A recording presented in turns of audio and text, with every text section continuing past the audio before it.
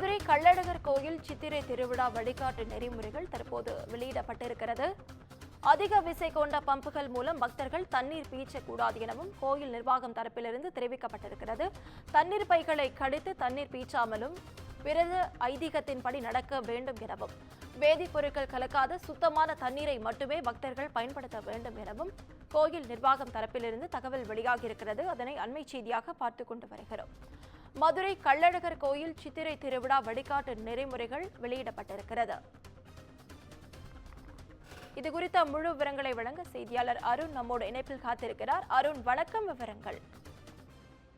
உலக புகழ்பெற்ற மதுரை கள்ளழகர் சித்திரை திருவிழாவானது கடந்த ஞாயிற்றுக்கிழமை கொட்டகை முகூர்த்தத்துடன் தொடங்கியது. அதனைத் தொடர்ந்து மதுரை மீனாட்சி அம்மன் கோவில் மற்றும் கள்ளழகர் திருக்கோவில் சித்திரை திருவிழா கடந்த 29ஆம் தேதி மதுரை மீனாட்சி அம்மன் கோவிலில் கொடியேற்றத்துடன் தொடங்கியது. தொடர்ந்து 18 நாட்களுக்கு மேலாக நடைபெறக்கூடிய இந்த திருவிழா என்பது மிகவும் பிரசித்தி பெற்றதாகும். இந்த நிலையில் கள்ளழகர் கோவில் சித்திரை திருவிழா என்பது வருகின்ற 12ஆம் தேதி வைகை ஆற்றில் கள்ளழகர் எழுந்தருளும் நிகழ்வானது நடைபெறவிருக்கிறது.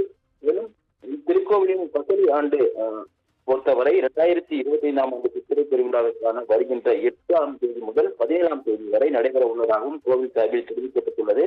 சித்திரை பெருவிழாவிற்கான தண்ணீர் பீச்சும் பக்தர்கள் அதிக விசைத்திறன் கொண்ட அந்த நீருந்துகள் மூலம் தண்ணீர் பீச்சாமலும் மற்றும் தண்ணீர் பைப்புகளை கடித்து தண்ணீர் பீச்சாமலும் விரத ஐதீகத்தின்படி சிறிய குழாய்கள் பொருத்தப்பட்ட திரவியங்கள் மற்றும் வேதிப்பொருட்கள் ஏதும் கலக்காத சுத்தமான தண்ணீரை மட்டுமே பீச்சுமாறும் பக்தர்கள் மற்றும் பொதுமக்களை கோவில் நிர்வாகம் சார்பில் தெரிவிக்கப்பட்டிருக்கிறது. கள்ளழகர் வைகை எழும்போது ஏராளமான பக்தர்கள் அந்த தண்ணீர் பீச்சும் நிகழ்வானது நடைபெறும். அதனைத் தொடர்ந்து தீர்த்தவாரி நிகழ்வும் நடைபெற இருக்கிறது. ராமராயபுரம் மண்டபம் பகுதியில் நடைபெறக்கூடிய அந்த நிகழ்வில் ஏராளமான பக்தர்கள் விரதம் இருக்கக்கூடிய அந்த கள்ளழகர் பக்தர்கள் தண்ணீர் பீச்சி அடிப்பார்கள். அதில் ஏதேனும் திரவங்கள் கலக்காமல் சுத்தமான நீரை பயன்படுத்த வேண்டும், அதே போல தோல் பையை பயன்படுத்த வேண்டும் உள்ளிட்ட இந்த விதிமுறைகளை கையாள வேண்டும் என பக்தர்களுக்கு கோவில் நிர்வாகத்தின் சார்பில் தெரிவிக்கப்பட்டிருக்கிறது. நவீன்,